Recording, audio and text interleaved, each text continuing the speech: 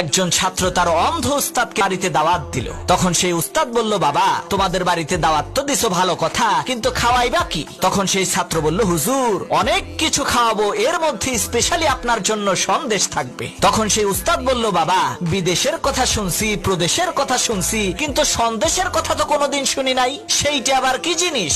তখন ছাত্র বলল, হুজুর সন্দেশ হচ্ছে সাদা। তখন উস্তাদ বলল, সাদা আবার কি? বলে, সাদা হচ্ছে বগের মতো। জিজ্ঞেস করলো, বগ আবার কি রকম? তখন সেই ছাত্রটি তার হাতের কবজি থেকে আর কোনই থেকে ভাঁজ করে বগের মতো করে একটা আকৃতি তৈরি করে বলল, এই রকম। সেই অন্ধ হুজুর তিনি তো আর চোখে দেখেন না, তিনি হাত দিয়ে ছাত্রের হাতটি হাতাইয়া বললেন, সর্বনাশ, এ তো খুব সাংঘাতিক জিনিস, এই রকমের সন্দেশ খেলে তো সন্দেশ আমার গলায় আটকে আমি তো মারা যাব।